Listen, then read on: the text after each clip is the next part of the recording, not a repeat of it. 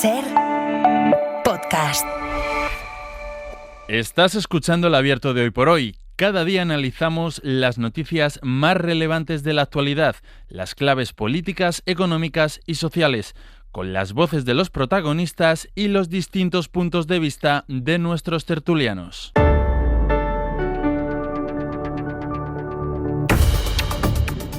Vamos con el abierto, vamos con el análisis en este Hoy por Hoy, en una semana que acaba de empezar, que sabemos cómo empieza, pero vete tú a saber cómo acaba. En el análisis esta mañana, Cristina Monge, ¿qué tal? Muy buenos días. ¿Qué tal? Muy buenos días. Muy bien descrito. A ver cómo acaba esto. Exacto, o sea, sabemos cómo empieza, sabemos lo que sabemos hasta ahora, lo que no sabemos hasta ahora, pero ya vaticinar lo que pueda pasar de aquí al viernes es muy, muy complicado. Ignasi Guardans, muy buenos días. Muy buenos días, muy buenos días. Y Antón Losada, muy buenos días. Buenos días. Pues vamos con lo que sabemos o con lo que no sabemos, porque les decía yo a las 8 que ahora mismo tenemos las mismas preguntas que teníamos el viernes por la tarde cuando terminó la semana lectiva, la semana laboral, por decirlo de alguna manera. Una semana que terminó marcada por la crisis en el PSOE, por la crisis en el gobierno y que empieza de la misma manera, con el mismo signo, marcada por esta crisis, por el informe de la UCO que sitúa a Santos Cerdán como el gestor de esa trama de mordidas a cambio de concesiones de obra pública.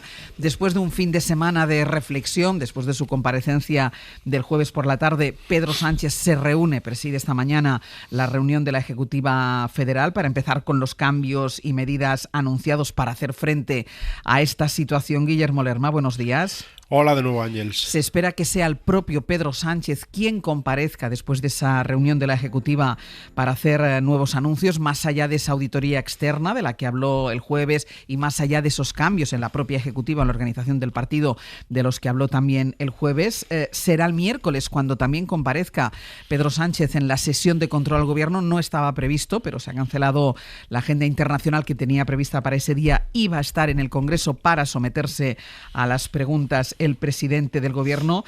Así que la primera pregunta es esa. ¿Qué sabemos de por dónde va a salir Pedro Sánchez?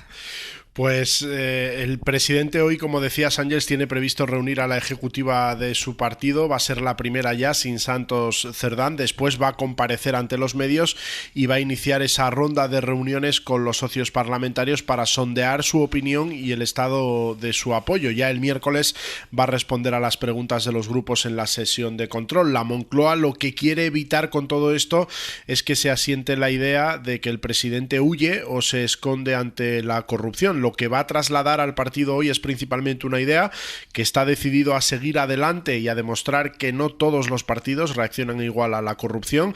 Esa es la conclusión que ha sacado después de un fin de semana de reflexión intensa entre la Moncloa y la finca toledana de Quintos de Mora. No tiene previsto Sánchez, dicen en su equipo, ni adelantar elecciones ni someterse a una cuestión de confianza. Lo primero, porque creen que sería regalar el gobierno a la derecha, y lo segundo, porque supondría un desgaste mayor para la coalición. Así que por ahora la reacción a lo sucedido se va a limitar a avanzar hoy mismo algunos cambios en la dirección del partido. El secretario general anunciará el nombre de las personas que van a pilotar el día a día hasta el Comité Federal de principios de julio. Se da por hecho que saldrán las personas más cercanas del equipo de Santos Cerdán. No quieren repetir lo que reconocen que fue un error en el inicio de todo este caso, que fue creer que Ábalos era el único. Luego está también la inquietud que ha ido creciendo durante el fin de semana, ya desde el propio jueves, la inquietud que hay dentro del propio Partido Socialista, porque hay voces que creen, que consideran, y son muchas, que las medidas anunciadas hasta el momento, los anuncios que hizo el jueves son del todo insuficientes. Dentro del PSOE hay quienes creen que es necesario tomar medidas más contundentes y, de hecho, hay algunas federaciones que apuestan por un adelanto electoral, claro, porque lo que quieren evitar es que toda esta situación, Guille, arrastre también a las candidaturas tanto locales, tanto municipales como autonómicas. Sí, es cierto que tanto la ejecutiva del PSOE como la mayoría de las federaciones están hechas a medida del secretario general. Es un partido en el que los fieles a Sánchez están en los territorios, también en la ejecutiva, pero es verdad que cada vez hay más voces que se atreven a verbalizar ese malestar con la gestión que se está haciendo de la crisis. Son voces que llegan sobre todo desde los territorios. Se trata de cargos municipales, por ejemplo en Galicia, en Castilla y León o en Extremadura, dirigidos dirigentes provinciales también en Andalucía que admiten que la única opción para evitar que la crisis lo arrase todo es sacrificar el gobierno cuanto antes, convocar elecciones y tratar de salvar los muebles en las autonómicas y municipales de 2027. Aseguran que no se puede seguir con esta situación de incertidumbre esperando que salgan más cosas. En Ferrad la contención es mayor, pero sí que hay dirigentes también de la Ejecutiva que reconocen que esperan que Sánchez adopte nuevas medidas y que la remodelación que anunció sea profunda e incluso afecten también al gobierno. Creen en general que hay que lanzar un mensaje de contundencia, una reacción contundente, dicen, a lo que ha ocurrido. Y luego está la situación, Guille, del propio Santos Cerdán. El ex número 3 del partido renunció a todos los cargos dentro del Partido Socialista, anunció que iba a abandonar el acta de diputado, pero todavía no la ha entregado. Estamos a lunes, hoy vuelve a tener la posibilidad de hacerlo porque él había prometido que lo haría el viernes y ahora dice que el lunes. Sí, Santos Cerdán ha trasladado tanto a su defensa como el pasado jueves a parte de su equipo que el acta la entregaría, haría formalmente esa renuncia hoy lunes. No tiene habilitada la firma electrónica en el Congreso, así que lo tiene que hacer presencialmente. No lo ha podido hacer tampoco durante este fin de semana de manera telemática. En el PSOE confían en que así será, en que entregará el acta. Ni por asomo quieren verse en el Partido Socialista repitiendo la situación que se dio con Ábalos hace más de un año, cuando tuvieron que exigirle que entregase esa renuncia. Finalmente acabó en el grupo mixto y con una suspensión de militancia cautelar, así que confían en el PSOE en que esa situación no se va a repetir y que Santos Cerdán cumplirá con su palabra y entregará el acta. Ayer, en unas declaraciones a La Sexta, era el propio exsecretario de organización el que decía que sí, que sería hoy cuando haría formalmente la renuncia y entregaría su acta de diputado. Guille, gracias. Hasta luego. Así están las cosas ahora mismo, a las 8:36 de la mañana, las 7:36 en Canarias. Lo que sabemos es que hay reunión de la Ejecutiva del Partido Socialista, presidida por el propio Pedro Sánchez, que va a ser él quien va a comparecer después de esta reunión de la Ejecutiva. Sabemos también que va a estar el miércoles en la sesión de control al Gobierno, que quiere ser él, y después abordaremos esta cuestión, que quiere ser él quien pilote las conversaciones con los socios, que de momento mantienen la cautela, pero es evidente que todos exigen más explicaciones y, sobre todo, más contundencia en las decisiones del presidente del Gobierno. Y luego está el propio Santos Cerdán, que de una manera, bueno, a mí me parece incomprensible, sigue defendiendo su inocencia. Anunció que entregaría el acta de diputado el viernes, no lo hizo, dice que lo va a hacer hoy. Ayer se le pudo ver, de hecho hizo estas declaraciones a La Sexta. Voy a luchar por demostrar mi inocencia. Cuando tenga que hablar, hablaré. Os contaré todo, pero dejadme ahora trabajar por luchar por mi inocencia, porque soy inocente. ¿Ya mañana lo del acta? Sí. Su voz aparece en los audios, la UCO acredita su participación en esta organización para cobrar mordidas, pero Santos Cerdán, como hizo el mismo día que salió el informe de la UCO, sigue defendiendo su inocencia y siguió haciéndolo en el día de ayer. En cualquier caso, lo que parece, Ignasi, es que sí hay consenso en que lo que anunció el presidente Sánchez el jueves por la tarde es del todo insuficiente. Bueno, Ángeles, cuando se informa de un incendio forestal, uno de esos grandes incendios, siempre hay una palabra mágica, ¿no? Que es el incendio está controlado. No extinguido, controlado. O sea, que esté extinguido, bueno, es ideal, pero eso tarda mucho más. Lo importante es cuando hay un momento en que se sabe exactamente cuál es su perímetro, dónde está el origen, y a partir de ahí pues está controlado. Y así se informa, ¿no? Y en este momento tenemos un incendio descontrolado, sin perímetro delimitado, con una fuente inicial, pero tampoco del todo claro dónde está el origen, y por tanto la sensación de que esto puede ir a muchísimo más. Y es importante entender que esto no va solo de la parte penal. Y de este juego de las grabaciones puede afectar a mucho más que a lo penal. Pongo, por ejemplo, algo que trae hoy un medio en Madrid, El Español, vamos a citar la fuente porque las fuentes son las que son. El Español cuenta hoy que que Koldo tiene grabaciones en las que Santos opina sobre sus negociaciones con Junts y con Bildu. Yo ya en este momento me lo creo todo, claro, o sea que efectivamente es perfectamente verosímil que exista alguna grabación en la que Santos dice pues cómo le han ido o cómo considera que son las negociaciones, que fueron las negociaciones con Bildu y con Junts, probablemente con juicios de valor sobre las personas con quienes negociaba, ¿no? Por ponerte un ejemplo, ¿eso tiene repercusión penal? No. ¿Política? Pues depende de lo que diga, puede ser otro bombazo, ¿eh? Que hay grabaciones del ministro Ángel Víctor Torres sobre contratos en Canarias y tal, que lo vuelvo a decir, ¿eso significa que Ángel Víctor Torres también está en la trama? No, yo no digo ni de lejos eso, digo que efectivamente sí parece que tenía una relación con Koldo, por lo menos estéticamente lamentable, porque estamos hablando de grabaciones, insisto, cito la fuente de nuevo, que serían posteriores a la detención. Quiero decir, hay una situación en este momento que no sabemos a dónde va, y la sensación de que esto pues se arregla con una auditoría no va a ninguna parte. Y luego hay más temas, porque hay temas que afectan al gobierno. Está el secretario de Estado de Seguridad, que dimitió hace 2 semanas y que puede que esa dimisión tuviera mucho más que ver con lo que estamos hablando. Una dimisión que no se explicó más allá de los motivos personales. No, y que puede tener mucha relación con todo este asunto, con todo este asunto, y también se le acusa, esa ya no la voy a repetir la acusación, pero digamos que se le hace una acusación de haber pedido favores al entorno de Koldo en Fomento. Bueno, son acusaciones que veremos dónde van. Por tanto, efectivamente sí, Pedro Sánchez tiene un problema gravísimo, no se arregla con esa idea de me he equivocado, no lo volveré a hacer. Es todo consecuencia de cómo se ha centralizado el poder en el PSOE, y en ese momento eso significa que ya no hay cortafuegos, que todo depende de él, y yo en este momento no sé cuál es la salida buena porque no la veo. Hay una, yo creo que Ignasi da una de las claves. Claro, el problema es que quizá no ha salido todo lo que tenía que salir, y de ahí es muy difícil poder dimensionar lo que pueda pasar todavía. Cristina. Claro, siguiendo con el símil de Ignasi, que me parece muy acertado, ¿no? No sabemos cuántos focos tiene este incendio. O sea, hemos conocido uno, que es lo del informe de la UCO del otro día, pero efectivamente yo creo que nadie, ni siquiera el propio Pedro Sánchez, tiene la certeza de cuántos focos puede haber, y por lo tanto efectivamente el incendio está absolutamente descontrolado en todas sus dimensiones. Yo creo que una cosa es la reacción que vimos el jueves por la tarde, a pocas horas de conocer ese informe. Quiero recordar que la noche anterior, el miércoles por la noche, cuando ya había saltado prácticamente a todos los medios. Cuando esta casa lo dio. Exacto, eso fue la es. cadena SER Efectivamente, eso es. Que había, pues que iba a haber un informe, que iba a ser un bombazo, etcétera. Esa noche el propio Partido Socialista, la ejecutiva del PSOE, manda un comunicado de adhesión total, de respaldo total a Santos Cerdá, ¿no? Cuando al día siguiente se conoce el informe, mi sensación es que hay un shock generalizado, y esa primera reacción del presidente la entiendo en ese contexto. Ahora bien, de eso han pasado ya casi 4 días, ¿no?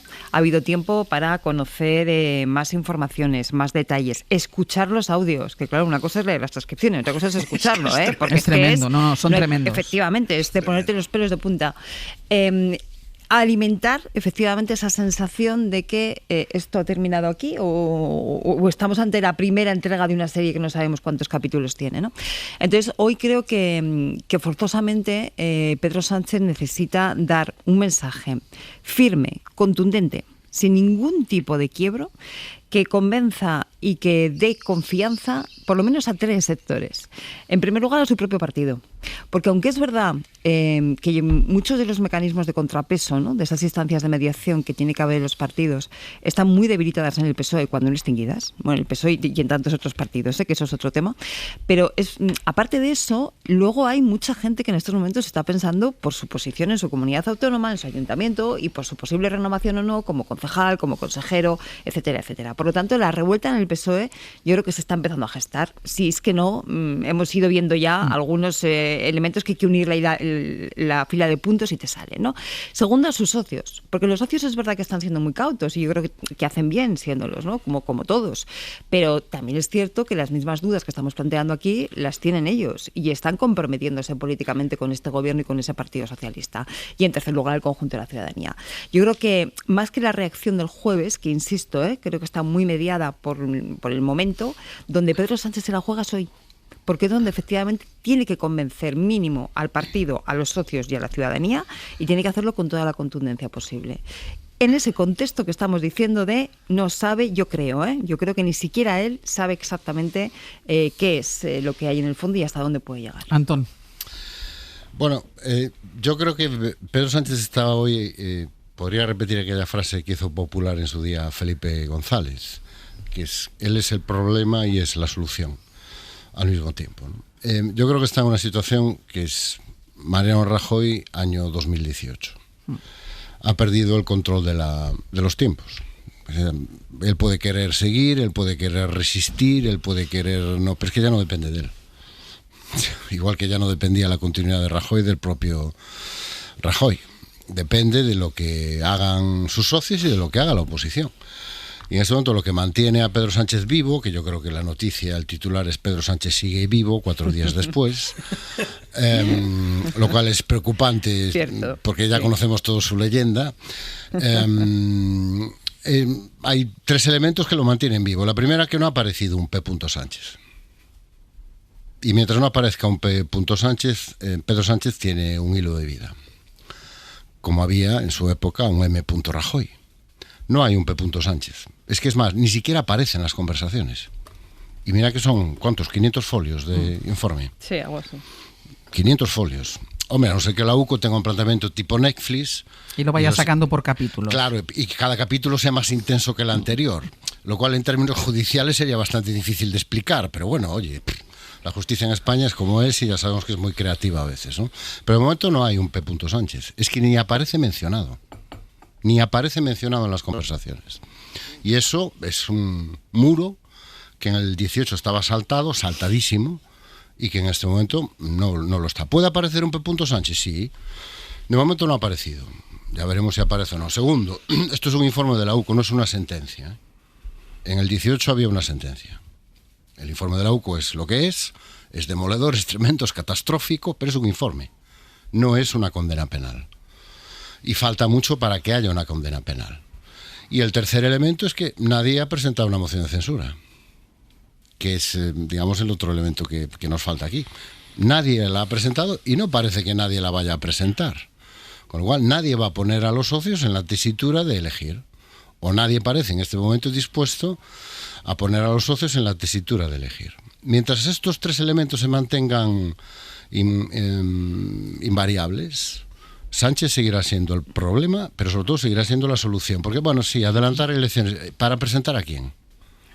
¿Para presentar a quién? ¿Realmente hay algún alcalde, algún presidente que crea que ir a un adelanto electoral con esta investigación en marcha le va a permitir salvar su posición? Sí. Un adelanto electoral en pero es razonable, es razonable la preocupación, Antón. Más allá de los pajes y de los lambanes de turno, más allá de ellos. Es razonable la preocupación, pero en ese momento un adelanto electoral es ir directo, por seguir con la metáfora de Ignasi, directo al incendio. Entonces no se apagan los incendios tirándose de cabeza en el incendio. Entonces, mientras estos 3 elementos se mantengan invariables, Pedro Sánchez tiene un margen de actuación. Y yo creo que tiene una segunda derivada, una segunda misión, además de la confianza y todas estas cosas. Yo creo que normalmente la política es más cuestión de necesidad que de cariño, pero que es reconectar emocionalmente con una parte importante de su electorado. Que yo creo que fue lo que intentó en su comparecencia del jueves, reconectar emocionalmente con un electorado que yo creo que en este momento está entre triste, cabreado, deprimido y enojado. El Abierto. Ser Podcast. En el Abierto, Cristina Monge, Ignasi Guardans y Antón Losada, con el análisis de todo lo que está sucediendo en torno al Partido Socialista y en torno al Gobierno después del informe de la UCO que implica ya directamente a Santos Cerdán en el cobro de mordidas a cambio de la adjudicación de obra pública. Hablábamos, Ignasi, de la preocupación primero de los líderes regionales, autonómicos y municipales y el sentimiento, la emoción que tienen ahora mismo el electorado socialista. Sí, yo he utilizado antes una metáfora, pero tengo otra que es un poquito más dura, que se llama gangrena. La gangrena. La gangrena empieza por una herida pequeña, maltratada, abandonada, despreocupada, que se acaba infectando. Y cuando se infecta, acaba dejando pues toda una zona donde los tejidos mueren mueren podridos. Y a partir de ahí llega un momento, lo hemos visto en muchas películas, ¿no? Conocemos esa escena, porque es una escena que se repite en determinadas películas, el momento en que los médicos le tienen que avisar a la familia del paciente que hay que amputar porque esos tejidos muertos ya no se pueden revivir y es la única manera de salvar al cuerpo en su conjunto, ¿no? Porque sí hay tejidos vivos en el resto del cuerpo, si no el cuerpo ya estaría muerto entero. Y por tanto hay un momento en que hay que amputar. Entonces esa decisión le corresponde a los médicos y aquí hay un solo médico. Desgraciadamente hay una sola persona que puede decidir si esos tejidos están vivos, todavía tienen la posibilidad de que haya riego sanguíneo o están absolutamente muertos. Y si están muertos, yo sí creo y entiendo que claramente una amputación salvaría al resto del cuerpo que sí tiene tejidos vivos en el ámbito municipal y en el ámbito autonómico. Porque si no, el riesgo es que dentro de 2 años efectivamente no habrá habido amputación y el cuerpo estará radicalmente muerto. Perdonad la metáfora, pero me parece que... Era mejor la del fuego. Sí, mejor. Más cómoda. Se entendía mejor. Sí, porque también hemos visto muchas veces en las películas que se amputaba sin tener toda la información. Es así, en eso estoy de acuerdo. Por eso he dicho que no soy yo quien diga que hay que amputar. Y después resulta que sí se podía haber salvado la pierna o el brazo. Estoy de acuerdo. De hecho, yo pensaba que ibas a hablar... a mí decir si hay que amputar o no. Yo pensaba que ibas a hablar de poner cortafuegos, Ignasi, que hubiera sido también una cosa bastante precisa, ¿no? Yo creo que hay que diferenciar, y creo que hay que ser cautos haciendo cábalas acerca de qué pasaría si tuviéramos que volver a las urnas en septiembre, por decir algo, ¿no? Al final el elector iba a tener que elegir entre este gobierno desprestigiado, desconectado, todo lo que tú quieras, ¿no? Con un caso de corrupción absolutamente horroroso, frente a un gobierno PP-Vox. ¿Cómo se comportaría allí el electorado? Yo creo que hay 2 cosas que podemos más o menos intuir. Una, mayor abstención, ¿no? 2, un incremento de la ultraderecha, probablemente. Pero yo tampoco me atrevería a ir mucho más allá. Porque al final, cuando vamos a votar, la sociedad elige entre las opciones que tiene encima de la mesa. Y yo ahí creo que hay que ser cauta.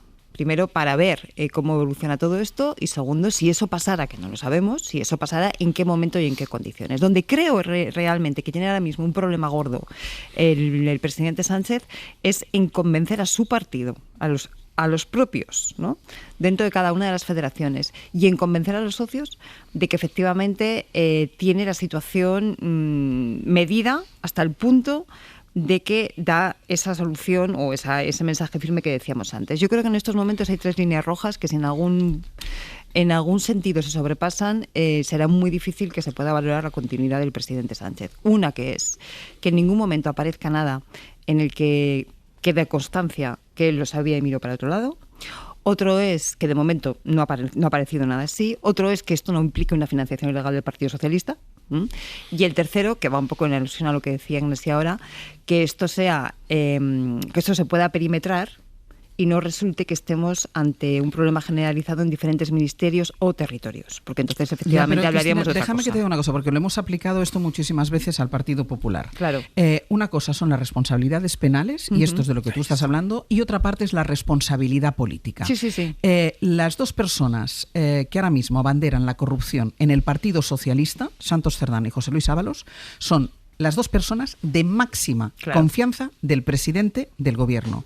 Él las puso allí. Es más, cuando se cargó al primero, a José Luis Ábalos, algo que nunca se ha explicado suficientemente, puso al siguiente, que es Santos Cerdán, implicado, si no al mismo nivel, incluso un poco más, porque de las conversaciones se puede deducir casi que era el líder. Hay una responsabilidad política que también tiene que asumir el presidente del gobierno. Claro, no, pero no solamente eso, Ángels, es que luego readmitió a Ábalos en las listas. Ojo. Que eso, lo remitió Santos Cerdán. Bueno, parece, sí, pero no, bien, claro. Pero al final él es el que da el último okay, ¿eh? Ojo, en un asunto tan delicado como el contexto es importante porque ahora se entiende mejor todo, ¿eh? Totalmente de acuerdo, pero el último okay, lo digo porque en clave de esas responsabilidades políticas que está comentando Ángel, yo estoy de acuerdo, el último okay lo da él también. Yo creo que no se explicó por qué salió de ministro y no se explicó por qué volvió diputado, efectivamente. Y entonces eso está por explicar. Y efectivamente hay responsabilidades políticas en todo eso. Y esas son a las que tiene que dar respuesta ahora mismo el presidente. Ahora bien, si alguna de las otras 3 líneas se traspasara, es que ya no hay por dónde cogerlo. Efectivamente. No, la cuestión es de qué hablamos cuando hablamos de responsabilidades políticas por parte de Pedro Sánchez. Pues que no sirve con una petición de perdón, porque alguna responsabilidad tiene. Eso es evidente. Bueno, pero por eso concretemos. ¿Significa eso que tiene que dimitir? ¿Significa eso que tiene que renunciar a presentarse en el 2027 o 26 o cuando toque? ¿Significa pues eso que... subraya eso que estás diciendo, Antón, porque ya es una distinción interesante. Digo, por darte la razón. Una cosa es no dimitir, la otra es decir, mire, yo lo que sí me comprometo es que acabo lo que estoy haciendo y me voy a casa. Por tanto, hay sucesión en el PSOE, cosa que está faltando. Pero no lo sabemos. Sí sabemos una cosa. No, pero por ponerle ideas, aquí como a lo mejor no se escucha, pues le ponemos ideas, ¿no? Bueno, pero gracias por recalcar la idea que ya habíamos puesto. ¿Significa eso dimitir y convocar elecciones inmediatamente? ¿Significa eso anunciar que va a hacer lo que sea y las elecciones se convocarán? No lo sabemos y por lo tanto yo creo que hay que esperar a lo que pase esta semana, porque hay algo que sí sabemos. Parece que Pedro Sánchez va a asumir en primera persona la respuesta a la situación. O sea, no va a delegar no vamos a tener que escuchar a Félix Bolaños o a Óscar Puente, no va a haber que quitar el Twitter a Óscar Puente o algo así, sino que va a ser Pedro Sánchez el que nos dé las explicaciones. Pasa que yo siempre quise decir, hay que dar explicaciones. ¿Qué hay que explicar? Es que está a la vista lo que ha sucedido. Es decir, la pregunta es, oiga, ¿usted lo sabía? ¿Usted lo encubrió? ¿Usted se benefició? Esa es la cuestión. Pero hay una cosa... muy relevante para mí. Esta ejecutiva, que se supone que hoy se va a anunciar una remodelación profunda, ya veremos a ver si se confirma o no, esta ejecutiva nace de un congreso que se celebra hace escasamente 8 meses. O sea, está recién nacida, ¿vale? Un golpe de este estilo obliga, sí o sí, a revisar no solamente la ejecutiva, que es el órgano que lleva a la gestión diaria, sino también el propio ideario y los propios compromisos del Partido Socialista con la corrupción. Es decir, esto implica un congreso extraordinario sí o sí y poner en marcha efectivamente la designación de alguien que suceda al secretario general. Seguimos a la vuelta, que además incorporamos todo lo que han estado diciendo los socios desde el momento en el que estalla todo el escándalo de Santos Cerdán. Pausa y seguimos.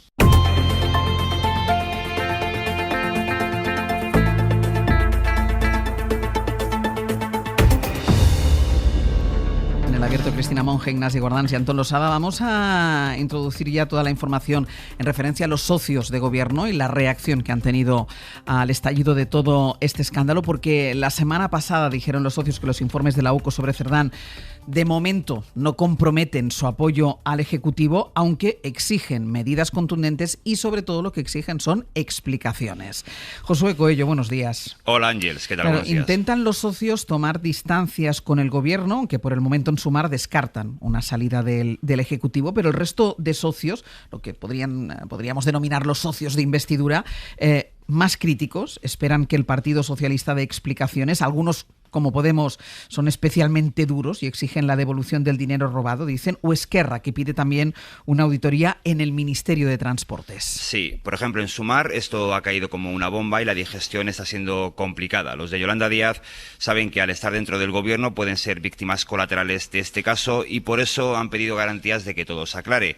Poco más por parte del socio de coalición, donde en las últimas horas reina el silencio, solo roto por Antonio Maillo de Izquierda Unida, que dejaba claro que lo de salir del gobierno por ahora no está encima de la mesa. Todo el mundo tenemos la voluntad de que este gobierno se mantenga. La clave del mantenimiento de este gobierno está en asumir una serie de políticas y de iniciativas políticas que precisamente den un mensaje a la ciudadanía y a la gente progresista de izquierda, que no quieren que venga la derecha y la extrema derecha, no quieren, pero que están indignados, que estamos indignados, es la salida que le vamos a dar.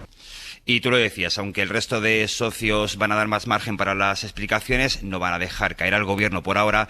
Empieza a haber movimientos y sobre todo preocupación por el caso. No han convencido las explicaciones de Sánchez ni en Podemos ni en Esquerra. Los republicanos quieren que el presidente comparezca en el Pleno y han exigido una auditoría en el Ministerio de Transportes. Mientras que los morados piden también una comisión de investigación en el Congreso y aseguran que de caso Koldo, nada de nada. Esto es, dicen, un caso PSOE. Ese dinero es público y el Partido Socialista debería hacerse cargo de devolver hasta el último euro robado. Es el caso PSOE, no es el caso Ábalos, ni el caso Cerdán, ni el caso Koldo, es el caso PSOE.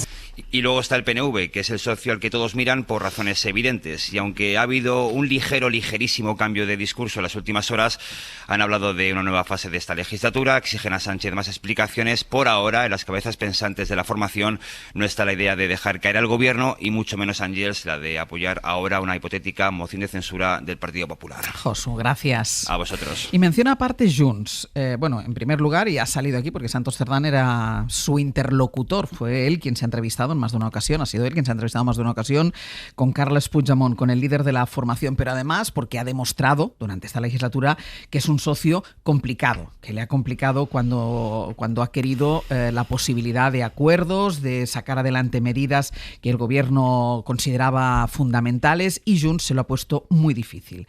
El partido de Puigdemont no parece interesado de momento en la caída del gobierno, aunque descartan apoyar una moción de censura, pero ponen también sus exigencias. Nos vamos a Radio Barcelona y está el jefe de informativos de Radio Barcelona, Joan Serra. Bon día. Bon día, Ángels. La principal exigencia, Joan, es una reunión con el presidente Pedro Sánchez. Ya hacía tiempo que la reclamaban, pero ahora ya lo ponen sobre la mesa. Reunión con Pedro Sánchez, porque lo que más preocupa ahora mismo en Junts es que los acuerdos de investidura puedan salir adelante a pesar de este terremoto político. Sí, en Junts están esperando un movimiento de Sánchez y creen que le toca mover ficha. 3 ideas para entender la actitud del partido de Puigdemont desde el jueves por la mañana. La primera es perplejidad, la que verbalizó el mismo jueves Jordi Turull en público cuando pidió respeto a la presunción de inocencia de Cerdán por la buena relación tejida durante meses de reuniones. No contaban en Junts con la magnitud del tsunami. La segunda idea es contemporización, la que mostraron en Junts con el comunicado en el que se limitaban a exigir una reunión con Sánchez, sin ninguna petición añadida. Fuentes de la cúpula del partido consultadas por la SER insistían este fin de semana que todo queda pendiente del resultado de la cita con el presidente del gobierno, de sus garantías y de su plan. Y descartaban haber sido sondeadas por la Moncloa sobre una cuestión de confianza. Para contentar a la parroquia independentista, Turull sí dijo el sábado que su intención era aprovechar la debilidad del PSOE. Y la tercera idea, inquietud, por la posibilidad que existan más entregas del caso de Cerdán que puedan comprometer definitivamente la legislatura. En Junts recuerdan que no van a ser moneda de cambio en la guerra PP-PSOE, pero ahora mismo quieren explicaciones de Sánchez y no flirtean con Feijóo. ¿Por qué? Porque Puigdemont no ha cobrado ni la amnistía, ni la oficialidad del catalán en Europa, ni la delegación de competencias en inmigración, y quiere cobrar la factura de la investidura. Por puro interés, Junts puede ser un flotador para Sánchez en plena tormenta. Joan, gracias. Gracias, hasta luego. Interesante este análisis desde Barcelona. Por puro interés puede ser el flotador. Y tú decías antes, Cristina, las explicaciones que tiene que dar el presidente del gobierno tienen que convencer a los militantes socialistas, al Partido Socialista, a la ciudadanía y a los socios. ¿Hasta cuándo pueden resistir los socios sin que de alguna manera no les acabe manchando el hecho de apoyar a un partido que está en esta situación? Pues yo creo que en el punto que hay en la intersección entre dos líneas. Una que es que efectivamente no haya nada más que ya haga todo esto insostenible, y dos, que maximicen sus beneficios, porque ahora se reabre una negociación. Es una especie como de reedición de votación de investidura y cada uno va a negociar pues lo que considere. Tampoco pueden pasarse de frenada, porque creo que ninguno de estos socios, sobre todo después de las últimas semanas, ¿no? Me acuerdo ahora del episodio de Ayuso largándose de la conferencia de presidentes cuando el Lehendakari hablaba en euskera. Entonces creo que a ninguno en estos momentos le interesaría pasar por aquel que facilitó la llegada de PP Vox al gobierno. En ese sentido creo que no pueden pasarse de frenada, pero lógicamente van a maximizar lo que son sus peticiones y sus reivindicaciones, porque esto es como una especie de investidura 2 al final. Antón. Bueno, a mí lo de los socios me produce mucha ternura, ¿no? Porque ¿qué van a hacer? El único que tiene aquí margen de maniobra real, porque tiene poder real, es el PNV.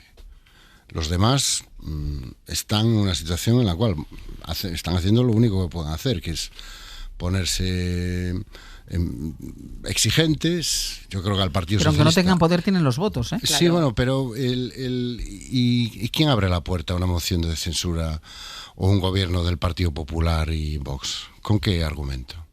Es que una cosa es abrir la puerta a un gobierno del Partido Socialista de Pedro Sánchez en el 2018 y otra cosa es abrirle la puerta a un gobierno del Partido Popular y Vox en este momento.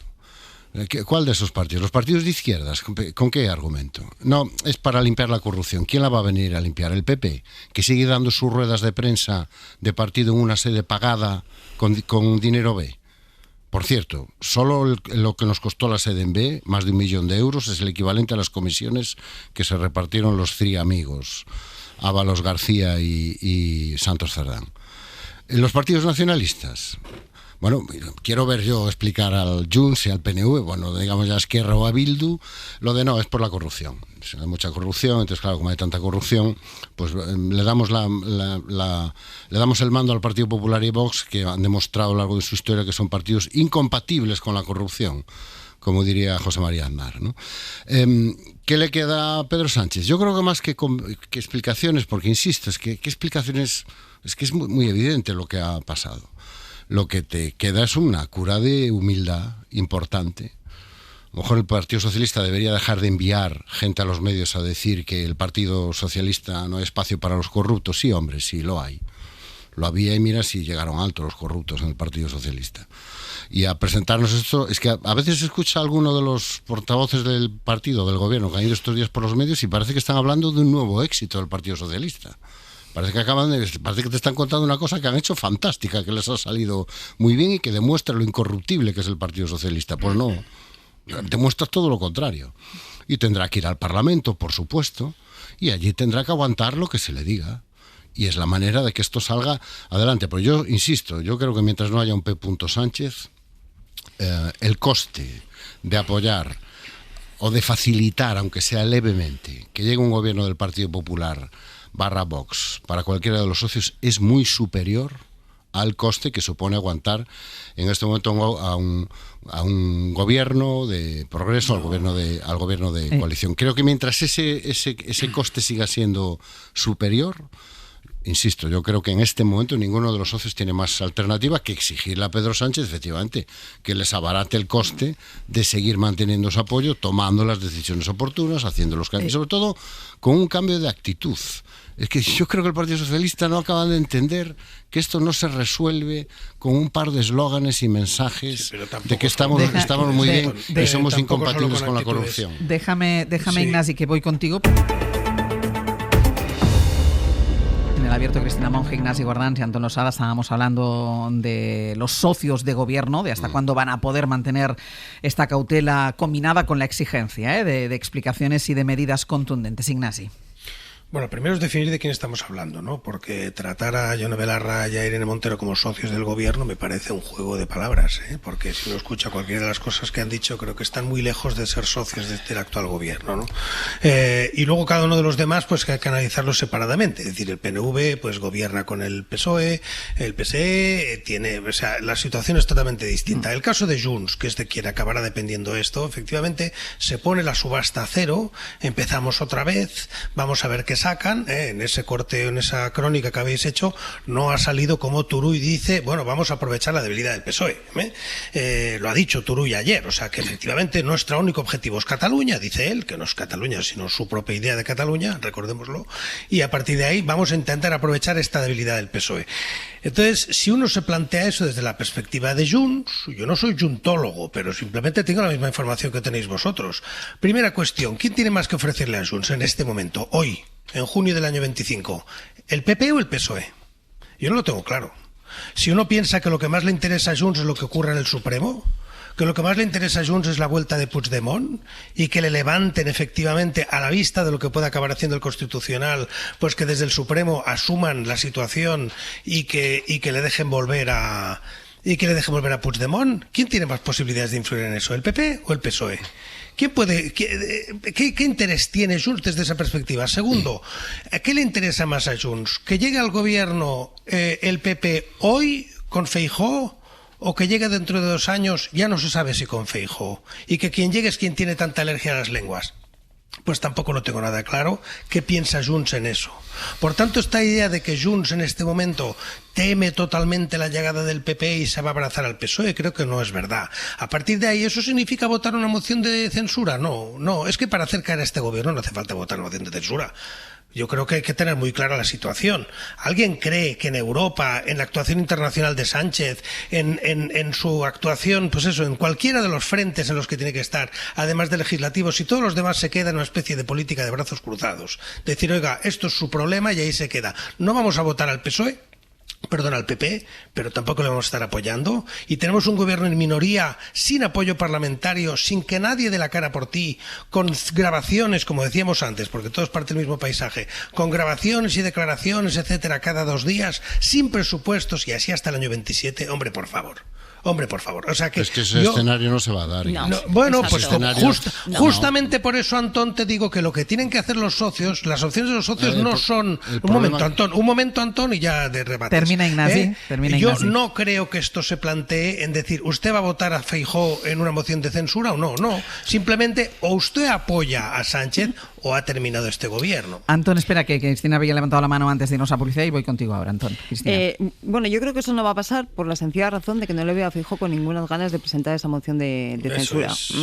Lo cual también es para hacérselo mirar, porque debería Feijóo convencernos de que él realmente cree que la situación de deterioro y de apocalipsis en el país es la que nos dice en sus declaraciones, porque entonces efectivamente tiene que presentar una moción de censura, que no la va a ganar a priori, para evidenciar la debilidad del gobierno y poner encima de la mesa su propuesta. Pero no parece que tenga mucho interés de momento, ¿no? Yo quería fijarme en otro asunto, y es la posición de Podemos en estos momentos. Yo no les he oído ninguna declaraciones firmes diciendo qué pasaría si Pedro Sánchez presentara una cuestión de confianza, que es uno de los temas que se están planteando en estos momentos. Pero sí que estoy viendo cómo se recupera el discurso de que PP y PSOE son lo mismo, de que la corrupción forma parte del bipartidismo, etcétera, etcétera, etcétera. Lo cual me lleva a pensar que esos votos, que son importantes, estarían muy en el aire, y que probablemente uno de los motivos por los que el presidente Sánchez no acabará presentando esa cuestión de confianza es porque no tiene la certeza de que pudiera contar con ellos. Antón. Bueno, a ver, primero, el tema Junts. El análisis que hace Ignasi está muy bien si el Partido Popular fuera a gobernar solo, pero no parece ser el escenario. No parece ser el escenario. Las encuestas no nos dicen eso. Y, hombre, pactando con Vox, la posibilidad de la amnistía y la posibilidad, yo la veo realmente complicada. Es que el problema que tiene el Partido Popular en este momento es que tiene 2 socios que son incompatibles entre sí y no puede prescindir de uno. Va a tener que gobernar con él, le guste o no. Las encuestas dicen lo que dicen, las expectativas son las que son, y ellos mismos se han encargado de alimentar la pervivencia de ese socio, llevando muchas veces al extremo la dialéctica de polarización dentro de la legislatura. Entonces, en este momento es que los partidos, los socios también tienen que justificarse ante sus bases. La otra opción, ¿cuál es? Mantener a Pedro Sánchez pero no apoyarle en nada. Hombre, ellos también tendrán que explicarle a sus electores que si la legislatura continúa es para conseguir cosas, es para que se hagan políticas, para que salgan adelante proyectos, porque si no, se estarían haciendo la harakiri con el gobierno.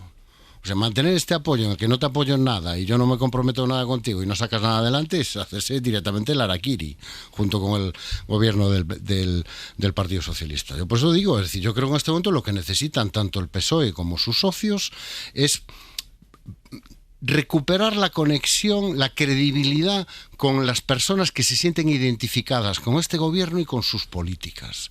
Y para eso tienen que pasar cosas en el ámbito judicial, es decir, que no aparezca un P. Sánchez, que no se pruebe que hay financiación ilegal del partido, que no haya una sentencia, pero también gestos y acciones políticas. Yo no veo, sinceramente, en este momento a ningún partido nacionalista, a ninguno, abriéndole la puerta a un gobierno del Partido Popular y Vox. Y en el caso de Podemos, yo creo que, si en algo son especialistas, es en llevar al extremo la tensión dialéctica. Yo creo que Podemos está intentando aprovechar la ventana de oportunidad que supone esta situación para tener mucha visibilidad y poder articular efectivamente un discurso de nosotros somos la verdadera izquierda. Claro, y le ponen ventaja frente a Sumar, porque Sumar está dentro de ese gobierno, y en cambio ellos están fuera.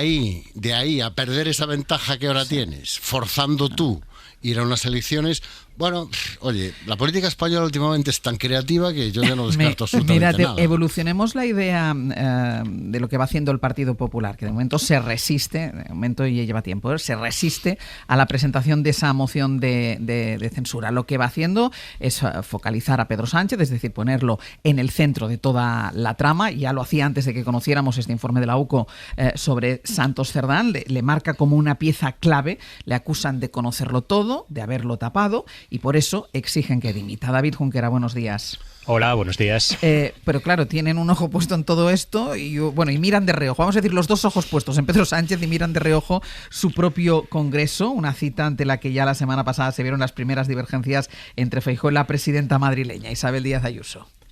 Sí, no quiere mirar, pero va a estar obligado. El PP va a tener esta semana el corazón partido, por una parte lo que le pide el cuerpo, que es seguir disfrutando del regalo que supone el informe Cerdán, y por el otro, esas obligaciones de andar por casa, los deberes derivados del Congreso que ellos mismos se han puesto en julio. Con lo primero no hay problema, es cuestión de, si es que se puede, seguir subiendo el tono. Lo han sabido todo y lo han tapado todo. No eran bulos. Y habrá más, probablemente.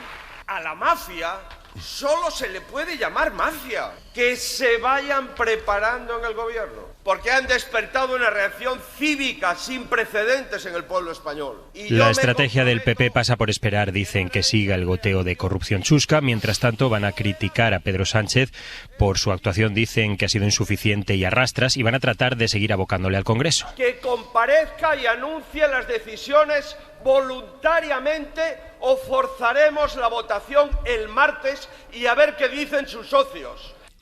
En el segundo asunto, el de sus cuitas internas, esta semana se va a conocer el texto íntegro de las ponencias de estatutos y política para el Congreso de julio. Acabada la campaña, entre comillas, empieza la confrontación de ideas, una confrontación que va a ser un poco, pues, de cara a la galería, un poco de polichinela. En teoría, las ideas que se van a imponer van a ser las del aparato, las de Génova, con discusión cero. Pero Ayuso ya ha deslizado, para cabreo de buena parte de sus colegas de baronías, que ella quiere que haya debate, que quiere pues que se hable, por ejemplo, de ese tema peliagudo, de las primarias. El PP va a tener que hablar de todo esto, también de la presión que sigue subiendo para presentar una moción de censura, aunque prefiere hablar y todo el tiempo de Ábalos, Koldo y Cerdán. David, gracias. A vosotros. Claro, Antón, el problema del Partido Popular no es que no tenga los votos suficientes para que salga adelante una moción de censura. El problema es que estamos diciendo, sube el tono. No, pero es que este es el tono que lleva utilizando el Partido Popular desde la mañana siguiente de que Pedro Sánchez ganó las elecciones. Claro. Es decir, convoque elecciones, dimita usted. Es decir, no ha cambiado en nada el discurso del Partido Popular. No, cuando uno ha puesto el diapasón ya tan alto, claro, es muy difícil superarse. No, y sobre todo es muy difícil argumentar que no presentes una moción de censura. Claro. Es decir, oiga, estamos al borde del abismo y no hace usted todo lo posible para evitar que demos un paso al frente. ¿Esto cómo se explica? Oye, además, a mí este intento me resulta una curiosa manera de atraer posibles socios a esa moción de censura, amenazarlos con la indignación del pueblo español y con que van a ser acusados de cómplices del sanchismo. Es decir, una forma curiosa de ganar apoyos. Es decir, apóyame si no quieres que las masas te lleven por delante, o apóyame si no quieres ir al infierno. Normalmente, hombre, cuando uno quiere conseguir apoyos, lo que hace es intentar atraer al socio, no amenazarlo a él también con el fin del mundo que ya le va a tocar a Pedro Sánchez y que ya debería tocarle hace días, ¿no? Yo creo que a Núñez Feijóo le va a pasar una cosa muy... que seguramente suena paradójica hoy, ¿no? Que es que conforme pasen los días, y salvo que Pedro Sánchez nos sorprenda a todos esta semana, después de su retiro espiritual en Quintos de la Mora, ¿no? Y se confirme su supervivencia, la leyenda del indomable que persigue a Pedro Sánchez, esto de que sobrevive a todo, yo creo que hará que gire la presión, y la presión para que presente una moción de censura puede que se acabe convirtiendo en algo insostenible, aunque sea para perderla. Primero porque condirá la sensación de que se nos vuelva a escapar vivo otra vez, ya lo teníamos y se nos vuelve a escapar. Y dos, que me parece lo más relevante, si no la presenta ahora, ¿cuándo? O sea, ¿qué está esperando? No, es que otro argumento que se maneja es que no queremos gastar esta bala ya, pero es que ¿qué más puede pasar? O sea, todo lo que pase a partir de ahora ya lleva indefectible. O sea, si esto escala, O sea, si aparece más tal, si aparece financiación ilegal, es que ya no hace falta moción de censura, es que la legislatura se habrá acabado. Si aparece P. Sánchez, se acabó. O sea, no hace falta moción de censura, no hace falta nada. O sea, se acabó. Y yo creo que estamos a punto de comprobar, a lo mejor el verdadero argumento para no presentar la moción de censura no es tanto no me dan los números, porque a ninguno le daban, ¿eh? A Felipe González no le daban. Claro. A Sánchez no le dieron. Pero hasta la presentaron. Por eso, a Sánchez no le dieron hasta el último minuto, acordaos. Sí, hasta que se puso el bolso de la vicepresidenta al cargo de las operaciones. Hasta que el PNV decidió. Claro, y entonces fue cuando Rajoy delegó en el bolso de la vicepresidenta. Y a mí me cuesta... Termina, Antonio, voy contigo, Ignasi. Que la verdadera razón no es tanto no me dan los números, sino que la verdadera razón es que tengo que evidenciar públicamente con quién voy a gobernar y para qué. Ignasi. No, quiero decir, si alguien, yo no creo, por decirlo de otra manera, no creo que Junts pueda estar votando contra una moción de censura gratis. Y por tanto estamos en lo que decía Cristina hace un momento, empieza otra vez la subasta. Y eso por sí solo ya es algo que le conviene al Partido Popular. Le conviene al Partido Popular que todo el lío de qué está entregando el PSOE a Junts, qué está entregando a Bildu, vuelva a estar sobre la mesa.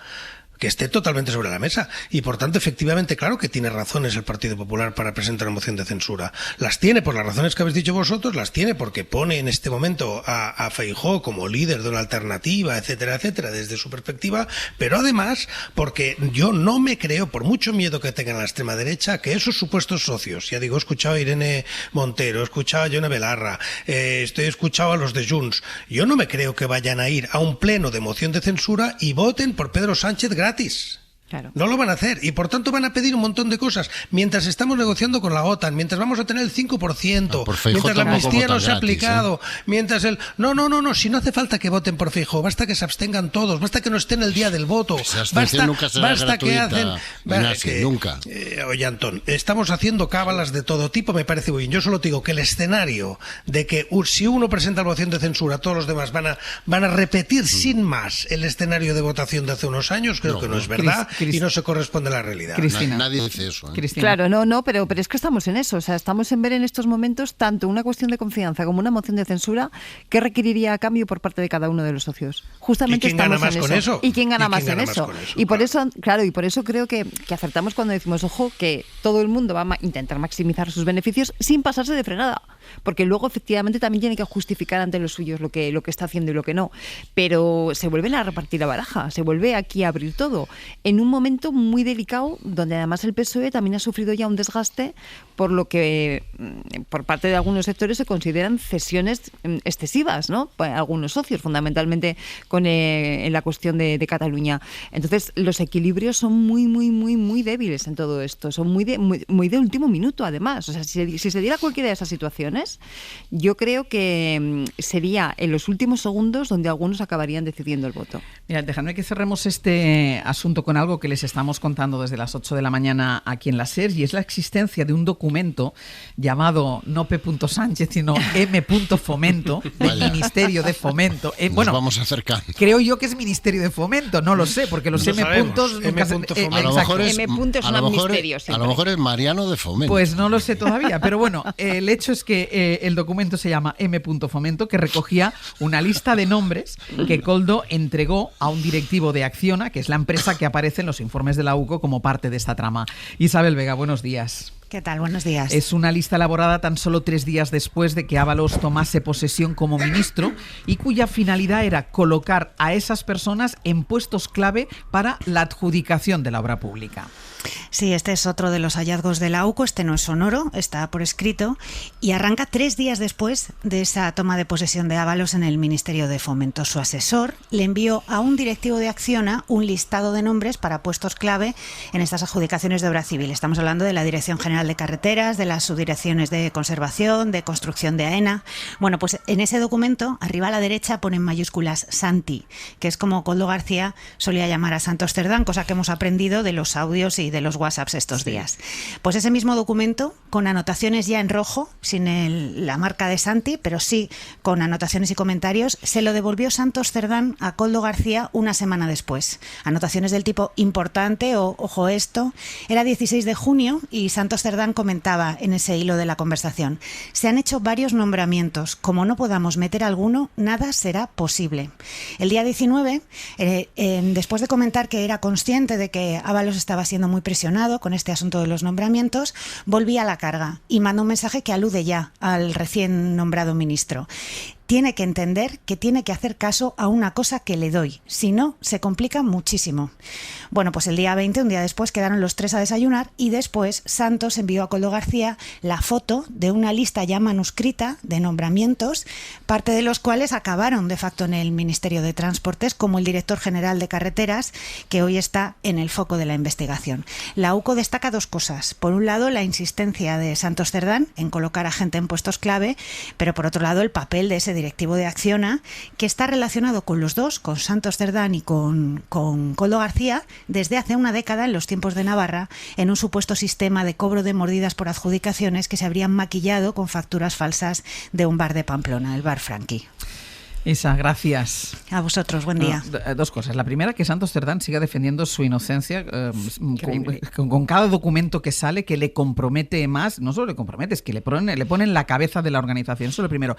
Y después, que algún día, Antón, también tendremos que detenernos en las empresas sin las cuales la corrupción no es posible. Bueno, es que siempre son las mismas. Es que además la lista es muy reducida, es corta. Son siempre las mismas y son las que se llevan prácticamente toda la obra pública. Bueno, y que vemos que tienen un papel, o sea, porque normalmente su relato es, bueno, yo es que no me queda más remedio. No. Vemos que algunas tienen un papel muy activo para ir colocando gente afín a sus intereses. Lo acabamos de ver ahora mismo con esto que nos estaba contando Isabel. O sea, esto no es esta cosa de, no, yo es que si no pago mordidas no tengo obra pública. No. Aquí estamos viendo la estrategia de alguna de esas empresas para colocar a gente afín, para penetrar en las instituciones y aprovecharse de esa penetración por la vía de la corrupción. Es decir, no son víctimas inocentes del sistema cruel de la corrupción, son corruptores, son instigadores de la corrupción. Cristina, breve. Pero a ver, que es que además todo esto está muy estudiado y es muy sabido. O sea, es muy sabido que es más fácil hacer este tipo de prácticas en las empresas públicas que si el que licita es el propio ministerio, por ejemplo, ¿vale? Se sabe por qué y dónde están los agujeros del sistema que permiten que estas cosas puedan ir pasando. Y hay una cuestión que sería bastante sencilla de hacer, que es aquella empresa que por sentencia firme esté demostrado que ha sido una de las corruptoras, no vuelve a contratar con la administración pública. O sea, es que es bastante sencillo y habríamos eliminado buena parte del problema. Entonces ya va siendo hora que al mismo tiempo que ponemos los focos sobre los políticos, que es muy importante, tienen que ser ejemplares, tienen responsabilidad, obvio, pero que también nos fijemos en que eso pasa porque hay empresas que están corruptas. Y si no, no pasaría. Ignacio. La ley prevé eso, pero luego los jueces no lo aplican porque en la mayoría de los casos, si no en todos, lo que se considera es que la empresa no era corrupta, sino que tenía cisnes negros o patos negros dentro de su organización. De su organización, ¿no? De su organización. Y entonces, claro, porque no hay que cambiar la ley para que una empresa, en este caso, por ejemplo, si esto acaba llegando a juicio como llega, pues sea condenada, acciona como tal. Pero claro, eso exige hacer un vínculo entre las acciones de una serie de personas, de ejecutivos, y la persona jurídica. Mientras la persona jurídica no sea condenada, no es posible inhabilitarla como tal. Sí, pero fíjate que el Partido Popular tiene una sentencia por la Gürtel, en la cual efectivamente tiene una sentencia con como un partido, pero no con criminal. Empresas. Claro, pero eso no se ha aplicado a empresas. Eso es lo que estoy diciendo. Esa es la clave. Que no es un tema de ley, sino de jueces, que volvemos a lo mismo. Vale, pero entonces hay que acotar la ley para que la discrecionalidad sea lo mínimo posible. Eso siempre es peligroso. Al final la responsabilidad penal la tienen que dictar los jueces, no hay parlamento que la dicte. Desde luego, pero con una ley que deje claro cuáles son los límites. La ley lo dice claro. Lo que pasa es que hay que la ley, si te coges la ley de contratos del Estado, me parece que es, si no me equivoco, la ley de subvenciones, no sé cuál de las dos. La he revisado hace 4 días, pero yo no sé cuál era la que. El texto lo tengo muy fresco, pero no la ley. De la que venía, ahí claramente el texto es muy claro, pero hace falta un juez que lo aplique. Antonio Cierro. Son las 10:20 de la mañana, no nos pidas que cojamos la ley de contratos del Estado, por Dios. Yo creo también es interesante abrir un debate sobre cómo es todo el proceso de concesión de obra pública. ¿Cuáles son los controles? ¿Quién ejecuta esos controles? ¿Qué criterios se aplican? Porque es evidente que hay un margen de mejora enorme para aumentar la transparencia y reducir las oportunidades de corrupción. Dejadme que lo aparcamos aquí, ¿eh? Nos queda mucho día por delante todavía y entre las muchas cosas que pasarán es esa comparecencia de Pedro Sánchez después de la reunión de la Ejecutiva del Partido Socialista. Veremos cuáles son los anuncios y a partir de ahí empezaremos a elaborar y abordar el día de mañana, porque hay otro asunto que comparte protagonismo con toda la situación política aquí en España, que es todo lo que está pasando en Oriente Medio. Ha sido una madrugada más y van 4 de alta tensión por el enfrentamiento armado entre Israel e Irán. Las defensas antiaéreas israelíes se han empleado a fondo para repeler la mayoría de los misiles lanzados por el régimen iraní en respuesta a los ataques del ejército de Netanyahu. Una espiral de violencia que no cesa, a pesar del llamamiento de buena parte de la comunidad internacional a la contención. Pablo Morán, buenos días. Hola Ángels, buenos días. Preguntado por la situación, por lo que está pasando en Oriente Medio, el presidente Donald Trump ha dicho que espera que Israel e Irán lleguen a un acuerdo para frenar una escalada que ahora mismo para él lo tiene en vilo al mundo entero. Sí, por mucho que quiera Trump, estamos ya en la 4ª jornada de ataques cruzados y no parece que la cosa vaya a ser mucho más tranquila que en los días precedentes. Se está contando justo ahora el Jerusalem Post que Israel tiene previsto ordenar la evacuación de algunos barrios de Teherán en las próximas horas, que tiene planificado un ataque sobre la capital iraní, sobre edificios gubernamentales e infraestructuras al estilo de lo que hizo en Beirut hace meses. Bueno, de hecho, este es el sonido de las defensas antiaéreas iraníes en acción esta misma mañana en Teherán, donde uno de esos ataques, según algunas fuentes, ha vuelto a afectar a la Guardia Revolucionaria, en concreto al grupo de élite encargado de las relaciones con sus aliados, con Hamas, con Hezbollah, y que despacha directamente con el líder supremo. El objetivo de Israel aquí, lo señalaba estos últimos días Netanyahu, es un cambio de régimen, pero atención al precio que ya está pagando porque su cúpula de hierro se está mostrando vulnerable a los misiles iraníes. Lo estamos viendo desde el viernes. Esta noche han llegado más misiles a Tel Aviv, a Haifa, al centro del país, afectando a edificios civiles en los que buscan a posibles supervivientes. Y una cifra de muertos solo esta noche de 8 personas, lo que eleva a una veintena de fallecidos desde el inicio de la escalada bélica el viernes. Donald Trump, como decías, que ha utilizado este ataque para presionar a Irán a favor de un acuerdo sobre su programa nuclear, se pone de perfil.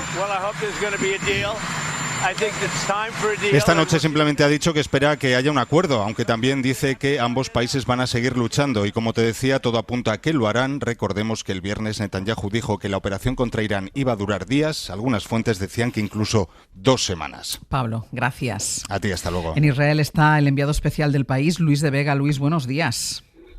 Buenos días, ¿qué tal? Bien, tú estás en Tel Aviv ahora mismo. ¿Cómo están siendo las últimas horas, incluso los últimos días ahí? Bueno, están siendo madrugadas todas muy parecidas. El sistema de alertas para avisar a la población de las autoridades de Israel es muy perfeccionado, al igual que los distintos escudos que a distintas alturas impiden la llegada de misiles y de drones, pero es verdad que estamos ante una ofensiva a la que el Estado judío nunca se había enfrentado. Cada noche, cada madrugada, el cielo de Tel Aviv se llena de misiles y cientos de proyectiles del sistema antiaéreo de Israel tratan de interceptarlos. No en todos los casos lo consiguen y a diario están cayendo misiles balísticos de gran tamaño y con una enorme carga explosiva en zonas habitadas. Israel no está acostumbrada a esto, la población está nerviosa, están empezando un poco, podemos decir, a sentir en carne propia lo que a menudo sienten las poblaciones locales de los lugares que Israel ataca, y no sabemos un poco en qué va a acabar todo esto. El nivel de violencia desatado por 4º día consecutivo no hace prever que esto vaya a acabar en las próximas horas, porque Teherán ya ha dicho que no va a acudir a las conversaciones que tenía previstas el pasado domingo con Estados Unidos sobre su programa nuclear, y el nivel de amenaza que lanza cada día el gobierno del primer ministro Netanyahu, especialmente su ministro de Defensa, Israel Katz, cada vez son mayores, que dentro de una dialéctica bélica suelen ser respondidas también por el entorno del líder supremo iraní Ali Khamenei. Luis, esta escalada inédita de violencia entre Israel e Irán ha desviado buena parte de la atención del mundo de lo que sucede en la franja de Gaza con la ofensiva israelí. Ahí se siguen cometiendo masacres a diario. Efectivamente, lo que llamamos la agenda mediática, como los medios de comunicación tenemos que escoger los temas cada día para contarle a nuestras audiencias, pues no siempre es justa del todo. Es verdad que la situación en Gaza y en Cisjordania prácticamente no ha cambiado desde que en la madrugada del viernes Netanyahu ordenara la gran ofensiva sobre Irán. Decenas de personas siguen muriendo cada día en la franja palestina y es tremendo, es terrible, pero muchos de ellos lo están haciendo en las zonas de reparto de ayuda y de comida que, en contra del criterio de Naciones Unidas y por medio de mercenarios armados, han montado con la connivencia de Estados Unidos Israel. Eso sigue pasando, aunque no estén abriendo los telediarios, los informativos de la radio, o no estén llegando a las primeras páginas de los periódicos. Desgraciadamente tenemos que elegir qué contamos una cosa por encima de otra, y es duro reconocer que aquí, aunque no podemos entrar en Gaza porque nos lo tienen prohibido, sí nos llegan cada día los testimonios, las cifras y los rostros de esas decenas de palestinos que mueren no solo en Gaza, sino también en la tremenda operación militar que mantiene las tropas de ocupación israelíes en Cisjordania, no hay que olvidarlo. Y esas zonas no protegidas por el escudo que protege a los israelíes, a pesar de que tiene esas fisuras por las que están entrando esos misiles de Teherán, ¿esas zonas pueden verse también afectadas por los ataques iraníes, perdona? Bueno, yo estuve ayer en una localidad a las afueras de Haifa, que es uno de los nuevos objetivos ansiados por Irán, que se llama Tamra. Este es un pueblo de unos 20.000 habitantes, todos de población árabe, y se quejan de que no están evidentemente protegidos, claro, al igual que Tel Aviv. Ayer murieron allí 4 mujeres. El alcalde nos contaba que por supuesto ellos no son una prioridad a la hora de diseñar un sistema como la cúpula de hierro que protege a unas poblaciones por delante de otras. Y bueno, pues esa es una realidad que ya habíamos vivido con la ofensiva en el año pasado de Hezbollah en el norte del Líbano. Es algo tradicional, también pasa con los pastores beduinos del sur que viven cerca de Gaza, y está claro que el 20% de la población árabe que integra los 10 millones de ciudadanos israelíes sigue siendo en gran medida una ciudadanía de segunda clase. Luis de Vega, muchísimas gracias por contárnoslo. Un beso. Un saludo. Cuídate. Chao. Así está la situación en Oriente Medio. Es importante que no perdamos el foco. Estamos tan inmersos en la actualidad política en nuestro país, pero no perdamos el foco en lo que está sucediendo en esa zona del planeta. Primero, por esa escalada sin precedentes, ese enfrentamiento bélico sin precedentes entre Irán e Israel, pero sobre todo, y como nos recordaba Luis, que no perdamos el foco, que no quiere decir que porque Israel esté atacando a Irán haya dejado de atacar a los palestinos de Gaza. Sigue haciéndolo. Puede con las dos cosas. Seguir matando palestinos en Gaza y atacar también objetivos iraníes.